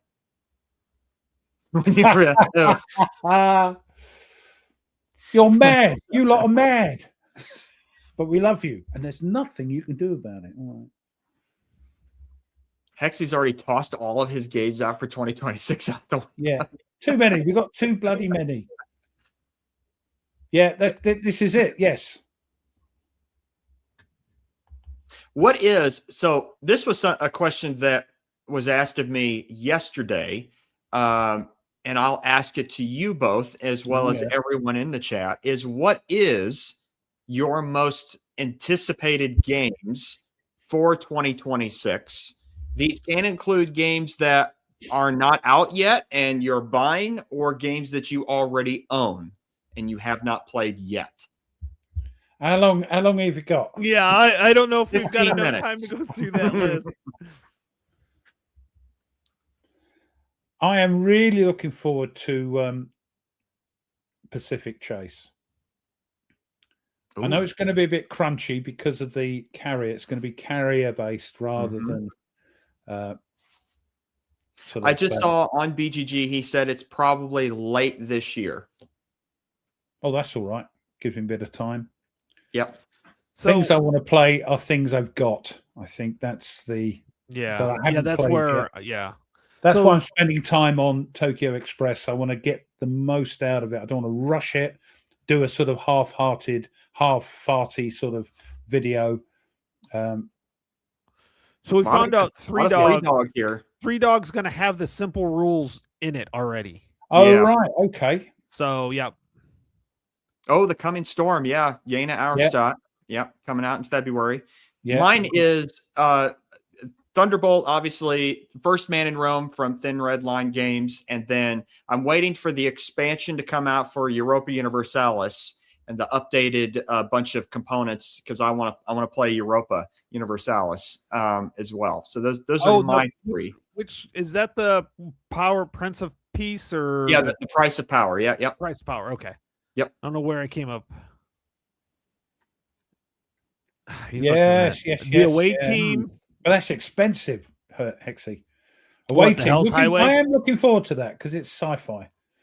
Oh yeah, the away team. Yeah, definitely. That's Mr. B. Oh, he's looking forward to that coin game, the Guerrilla Generation, which is the 4 coin games. Yep. Is that part of the Commander Vietnam? Interesting. Yeah, that one. No. Ian wants to do one game of Imperial Elegy at full player count. Oh, that's a monster game for sure. How many? Cool. 6? Is it 6? Something like, yeah, 6. Yeah. Tony, what's your most anticipated games to play this year? Oh, probably. I really don't know. I'm trying to just play the crap I've got. Yeah, same here. I'm looking forward to Pacific Chase and couple of others, but I want to play. I want to see the new Three Dog. I have the old version. I want to see the new Three Dog. I want to see. I'm going to try to watch the Hexy's doing. It's close to Thunderbolt's right there. Like Thunderbolt and T-Dog are like the 2 games that I really Maybe help me understand or unpack this in my mind. So I have one Gettysburg game. How is that possible? I don't think you're not a war gamer if you only got one Gettysburg game. So A Most Fearful Sacrifice. I have that. I'm trying to figure out in my head, if I have A Most Fearful Sacrifice, why would I need Three Dog? Like what? Obviously, I know it's 2 different systems, but what does Three Dog give me that A Most Fearful Sacrifice does not? It's more detailed in the fact that it's more regiments instead of divisions. It's crunchier. Yeah, I think you lost Hexy on this one here. He's I've got like 4. I've got like 2 full games plus like I have all 3 days from Blind Swords of Gettysburg. One of my biggest things is all the individual scenarios are really, really cool for Three Dog. It is more, I will say it is more tactical. So if you want something a little bit more crunchy. Yeah, they're crunchy. Yeah, it's more detailed rules. It's one of those things that if anything, get it because it's $63 and it'll sell out. And if you're just not like it, you can sell it for like $200 in like 6 Death months. Valley with lots of stuff in it. Lots of stuff. Yeah, I like games with lots of stuff. Then they sit on my shelf. But yeah, I'm still trying to get into the ACW as much as Hexy and you guys. My big problem with big battles like Gettysburg is, and I don't want a simulation, but it's so big. As soon as you do something different, you may not get the quintessential battles that you may not get the Little Round Top. You may not get Seminary Ridge. Not correct, and the whole thing gets bullied. Yeah. Now, That's been my understanding of people who have played the whole big battle of A Most Fearful Sacrifice, is that it ends up going way off, even not even rails, just like way off into different worlds of the battle. Do you think that's right? Because I know we'll find out tonight, because they're actually playing on video tonight. Yeah, and maybe Hexy's stream will convince me to get 3 Dog. Because if it's simple, I might get into it. I'm not necessarily for crunchiness in a Civil War battle. Why? Yeah, that's just me. Oh. Well, because crunchy tactical doesn't seem as cool to me as crunchy operational or crunchy strategic. Yeah, but that's you. That's you. It's me. It's me. And you're wrong. And that's no, you're not wrong. You're not wrong. It's just that's you. That's fine. No. I think the thing about ACW is you're not thinking tactical as in man on man or squad on squad. Yeah, you're just not, because you can't. That's not how that war was fought. You're talking about fronts, really. And then when it's like GBACW, you're talking about, okay, so you have their regimental units, but they're all part of the division. I think I got there, and then the corps. Yeah. So then the division is that front. So you're moving that division up. So it's not like one gets hit and they're gone. Yeah, they have like grand tactical, isn't it? Really? Yeah. If you think more grand tactical, that's kind of what you're looking at a little bit on that. You're moving larger units as opposed to platoons or squads. Or one of the things I really like about GBACW, and I've always had kind of I didn't understand why they did it. On GBACW, if somebody fires at you, you fire back. So it's not like that's one of my downs. I don't want to say downsides, but one of the things with Blind Swords is you fire. That's it. The only way you actually, as a defender, get to fire is when you're getting assaulted. Okay. You have defensive fire. Sure. But every time I watch and everything I've read, they're firing at each other at the same time. So it's almost simultaneously. So GBACW does that. So when you fire the others, there's always return fire. Yeah, that's same with Men of Iron. You know, if they fire, you fire back. If you fire on ranged units, they're going to fire on you back. Yeah. So I always thought that was a little off, and I know it's abstract and everything because these games are games. But I always, during that time period, to me that makes more sense. Sure. With that. So that's one of the things I really like about that. It's also chit draw. And how effective your units are. You could go up and down on the number of chits you put in. You actually have to draw for efficiency anyways to see how efficient they are. So how many chits go in. And then if you're in command, you might actually add more. You might actually, if you're not in command, it goes back. So so it works up. So yeah, and somebody, this will be for both of you. Bumsy asked earlier, what hex battle would you recommend for a beginner? Honestly, I would say Blind Swords, honestly, on the system. If you're looking for ACW, I think the Blind Swords is the way to go to get into it. That's just my opinion. And like most things, with that. We did this because we're getting viewers. It's actually okay, but Ruff has viewers, I have viewers, and this puts them all together. And there's common viewers for both channels, but I have subscribers different to Tony, and it's that's all. All right, I'll take that. We can get the message out there bigger and better. Yep, exactly. Hexy's actually verified what I had said on this one, so Blind Swords for sure. Yep, and honestly. Even Mark Herman said Longstreet Attacks is the best one. I have to agree because there are a lot of different there are a lot of different scenarios in that one, and they have some really good ramp up. So if you can do Longstreet Attacks, which is the second day of Gettysburg, I think that's a good way to go. See you, Spare. Thanks for dropping by, as they say. Thank you. I am looking forward to. He's I think he mentioned somewhere that Herman is that he's doing Blind Swords Napoleonics. next. Yes, somebody's Oh, doing it. I don't know if right. he's doing it or if somebody's doing it. It's the same time. Okay, that's not It's the a same chip here. pull, and that's the thing Yeah, that makes that's it the- good. Yes. He did it. The first game of Blind Swords was the Franco-Prussian War, Right. which was what, 1840? That's 1840s, right? No, 1870, What was 1871. that called? Okay, so What The was that Franco called? at any cost met. Mets, met. any Yeah, cost Mets, yeah.